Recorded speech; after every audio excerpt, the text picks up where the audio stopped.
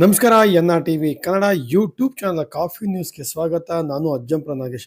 ನೋಡಿ, ಎಲ್ಲ ಮಾನವರು ಸಹ ಒಂದಲ್ಲ ಒಂದು ರೀತಿಯ ಒಳ್ಳೆ ಕೆಲಸ ಮಾಡಿದಾಗ ಮಾತ್ರ ಅವರು ಸತ್ತಾಗ ಅಂದರೆ ಮರಣ ಹೊಂದಿದ ನಂತರ ಅವರ ನೆನಪು ಎಲ್ಲರ ಮನಸ್ಸಲ್ಲಿ ಉಳಿದೆ. ಅದಕ್ಕೆ ಒಬ್ಬ ಸಾಕ್ಷಿ ಎಂಬಂತೆ ಇತ್ತೀಚಿನ ದಿನಗಳಲ್ಲಿ ಅಜ್ಜಂಪುರದ ಸಮಾಜ ಸೇವಕರಾದಂತಹ ಜನರಿಗೆ ಸ್ಪಂದಿಸುವಂತಹ ಮಹಾನ್ ವ್ಯಕ್ತಿಯಾದಂತಹ ದಿವಂಗತ ಅಬ್ದುಲ್ ಸಗೀರ್ ಅವರು ಇತ್ತೀಚಿನ ದಿನಗಳಲ್ಲಿ ಹೃದಯಾಘಾತದಿಂದ ಮರಣ ಹೊಂದಿದ್ದಾರೆ. ಈಗ ಅವರ ಅಭಿಮಾನಿಗಳೆಲ್ಲರೂ ಸೇರಿ ಒಟ್ಟಿಗೆ ಇತ್ತೀಚಿನ ದಿನಗಳಲ್ಲಿ ಅವರ ಹೆಸರಿನಲ್ಲಿ ನುಡಿ ನಮನಗಳನ್ನು ಒಂದು ಕಾರ್ಯಕ್ರಮವನ್ನು ಅದ್ದೂರಿಯಾಗಿ ಕಾರ್ಯಕ್ರಮವನ್ನು ಹಮ್ಮಿಕೊಳ್ಳೋದು. ಈ ಒಂದು ಕಾರ್ಯಕ್ರಮದಲ್ಲಿ ಅವರ ಸ್ನೇಹಿತರು ಹಾಗೆ ಒಬ್ಬ ಹಿತೈಷಿಗಳು ಹಾಗೆ ಎಲ್ಲರೂ ಸಹ ಭಾಗವಹಿಸಿದರು. ಈ ಕಾರ್ಯಕ್ರಮದಲ್ಲಿ ಮಧುಸೂದನ್, ಶಿವಪ್ರಸಾದ್ ಹಾಗೆ ಅವರ ಸಮಾಜದ ಮುಖಂಡರು ಸಹ ಈ ಕಾರ್ಯಕ್ರಮ ಭಾಗವಹಿಸಿರುವ ಮೂಲಕ ಕಾರ್ಯಕ್ರಮದಲ್ಲಿ ಭಾಗವಹಿಸಿದಂಥ ಎಲ್ಲ ಒಂದು ಮುಖಂಡರು ಸಹ ಅವರ ಮಾಡೋದ್ರಿಂದ ಒಳ್ಳೆಯ ಕೆಲಸಗಳನ್ನು ಗುಣಗಾನ ಮಾಡಿದ್ರು. ಆದರೆ ಮೆಡಿಕಲ್ ಶಿವಾನಂದ ಅವರು ಆ ಮಕ್ಕಳಿಗೆ ವಿಕಾಸ್ ಯೋಜನೆ ಪತ್ರವನ್ನು ಅಂದರೆ ಅವರಿಗೆ ಮಕ್ಕಳಿಗೆ ಅಂತಿಷ್ಟಾಮಗಳನ್ನು ಇಡುವುದರ ಮೂಲಕವಾಗಿ ಒಂದು ಯೋಜನೆ ಪತ್ರವನ್ನು ಅಲ್ಲಿ ವಿತರಣೆ ಮಾಡಿದ್ವಿ.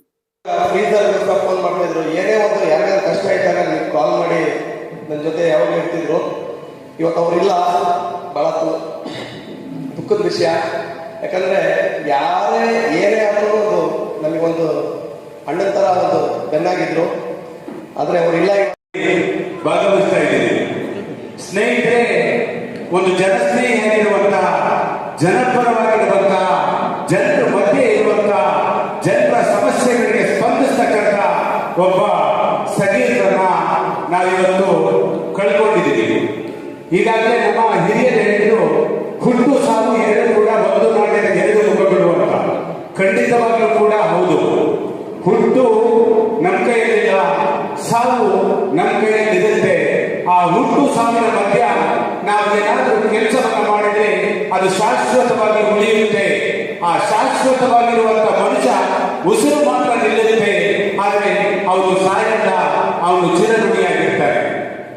ಅದೇ ರೀತಿ ಸಗೀರ್ ಅವರು ಇವತ್ತು ಅವರು ನಮ್ಮ ಜೊತೆ ನಿಲ್ಲೇ ಇರಬಹುದು, ಆದರೆ ಅವರು ಸತ್ತಿಲ್ಲ ಅನ್ನೋದನ್ನ ಈ ಸಂದರ್ಭದಲ್ಲಿ ನಾನು ಘಂಟಾಘೋಷವಾಗಿ ಹೇಳ್ತಾ ಇರಿಸಬೇಕು.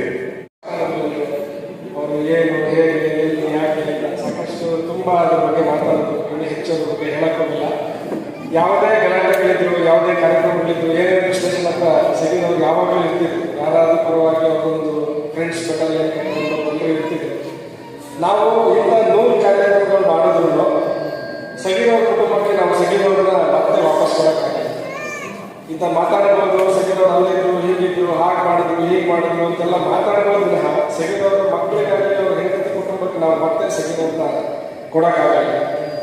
ಹಾಗಾಗಿ ನಾವು ಈ ಎಲ್ಲರೂ ಮಾತಾಡೋದು ಹಾಗೆ ಅವರ ಒಳ್ಳೆ ಗುಣಗಳೆಲ್ಲ ಅವ್ರು ಏನು ಸಹಾಯ ಮಾಡ್ತಿದ್ರು ನಾವು ಕೆಲವು ಅಳವಡಿಸ್ಕೊಂಡು ಇನ್ನೊಬ್ರು ಸಹಾಯ ಮಾಡೋದೆಲ್ಲ ಮಾಡೋಣ. ಜೊತೆಗೆ ಒಂದು ಈ ನಮ್ಮ ಪ್ರಭು ಯಾರಾದರೂ ಕೆಲವು ಹುಡುಗರು ಆಕ್ಟಿವ್ ಇರುವಂಥವ್ರು ಒಂದು ಅಕೌಂಟ್ ಮಾಡಿಸಿ ನಮ್ಮ ಒಂದಿನ ದುಡಿಮೆನ ಏನಾದರೂ ಅವ್ರ ಕುಟುಂಬಕ್ಕೆ ಅವ್ರ ಮಕ್ಕಳಿಗೋಸ್ಕರ ಒಂದು ಮಾಡಿ ನಮ್ಗೊಂದಿನ 500 ರೂಪಾಯಿ, 800, 1000 ರೂಪಾಯಿ ಹಾಕಿ ಒಂದು 2 ಲಕ್ಷ 3 ಲಕ್ಷ ಯಾವತ್ತೋ ಒಂದಿನ ಅವ್ರ ಮಕ್ಕಳಿಗೆ ಆರೋಗ್ಯ ವಿಚಾರವಾಗಿ ಅಥವಾ ಶಾಲೆ ಓದೋ ವಿಚಾರವಾಗಿ ಇನ್ನೊಂದು ಬಂದಾಗ ಸಂದರ್ಭದಲ್ಲಿ ನಮ್ಮ 100 ಸಾವಿರ ಮಾತುಗಳು ಅವ್ರಿಗೆ ಯಾವ ರೊಕ್ಕ ತುಂಬಲ್ಲ.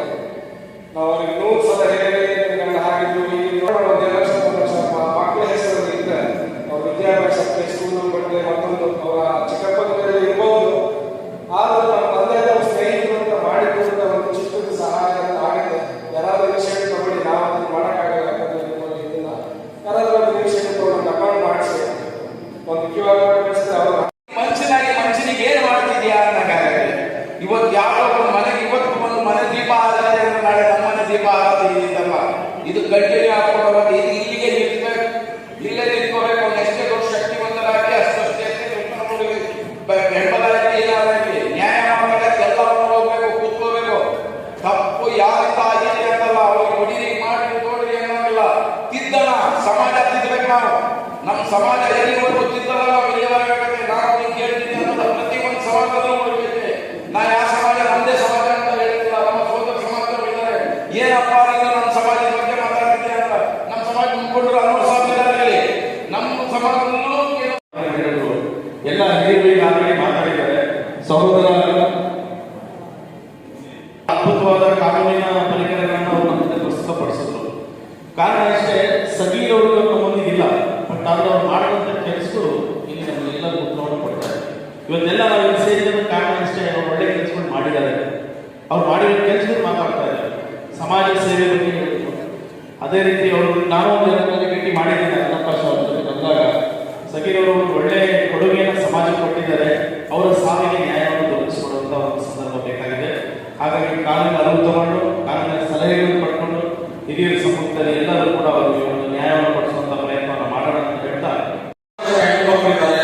ಆ 4 ಜನ ಹೆಣ್ಮಕ್ಳು ಮತ್ತು ಒಬ್ಬ ಗಂಡು ಮಕ್ಕಳಿಗೆ ನಾನು ಕಿಸಾನ್ ವಿಕಾಸ್ ಪತ್ರ ಅಂತ ಹೇಳ್ಬಿಟ್ಟು ಇವತ್ತು ರಜೆ ಇದೆ. ಆದ್ರಿಂದ ಈ 4 ಇನ್ನೊಂದು ನನಗೆ ಗಂಡು ಮಕ್ಕಳು ಇರೋದು ಗೊತ್ತಿರಲಿಲ್ಲ. ಈ 4 ಮತ್ತು ಒಟ್ಟು 5 ಕಿಸಾನ್ ವಿಕಾಸ ಪತ್ರಗಳನ್ನ ನಾನು ಈ ಸಭೆಯ ಸಮಾರಂಭದ ಅಧ್ಯಕ್ಷರಾಗಿರ್ತಕ್ಕಂಥ ರಫೀಕ್ ಮತ್ತು ಒಯ್ದು ಏನು ಈ ಸಗೀರ್ ಕುಟುಂಬದ ಜವಾಬ್ದಾರಿ ಬಿದ್ದಿರ್ತಕ್ಕಂಥದ್ದು ಒಯ್ದು ಮತ್ತೆ ಅವರಿಬ್ಬರು ಪ್ರದರ್ಶಿಸಿದರೆ ಆ ಮಕ್ಕಳು ವಿದ್ಯಾಭ್ಯಾಸಕ್ಕೆ ಅನುಕೂಲ ಆಗಿ ಅವರು 18 ವರ್ಷ ಮೇಜರ್ ಆಗುವವರೆಗೂ ಈ ಹಣ ಅವರ ಕೈ ಸಿಗಲ್ಲ. ಆ ಮಕ್ಕಳ ವಿದ್ಯಾಭ್ಯಾಸಕ್ಕೆ ಅಥವಾ ಇಲ್ಲಿದ್ದಾರೆ ಕಾರ್ಯಕ್ಕೆ ಉಪಯೋಗಿಸಬಹುದು. ಆ ಹಿನ್ನೆಲೆಯಲ್ಲಿ ನಾನು 4 ಅಂತೇಳಿ 4 ತಂದಿದ್ದೆ. ಆದರೆ 5 ಜನ ಇರೋದ್ರಿಂದ ಇನ್ನೊಂದನ್ನ ನಾಳೆ ದಿವಸ ಅದನ್ನ ತಲುಪಿಸಿ ಈ 5 ಕಿಸಾನ್ ವಿಕಾಸ್ ಪತ್ರವನ್ನ 18 ವರ್ಷಗಳ ಕಾಲ ತಲಾ ಒಬ್ಬೊಬ್ಬರಿಗೆ 5,000 ರೂಪಾಯಿಗಳನ್ನ ವಿಕಾಸ ಪತ್ರಗಳನ್ನ ಕೊಡ್ತಾ ಇದ್ದೀನಿ. ದಯವಿಟ್ಟು ಯಾರು ಅನೇಕ ಭಾವಿಸಬೇಡಿ. ಯಾವುದೇ ದುರುದ್ದೇಶದಿಂದ ಅಲ್ಲ, ಸಗೀರ್ ಮತ್ತು ನನ್ನ ಅವರ ಬಾಂಧವ್ಯದ ಒಂದು ಗುರುವಿಗಾಗಿ ಆ ಮಕ್ಕಳ ವಿದ್ಯಾಭ್ಯಾಸಕ್ಕೆ ಅನುಕೂಲವಾದ ಹಿನ್ನೆಲೆಯಲ್ಲಿ ಕೊಡ್ತಾ ಇದ್ದೀನಿ. ದಯವಿಟ್ಟು ಆ ವೈದ್ಯ ಮತ್ತು ಅವರ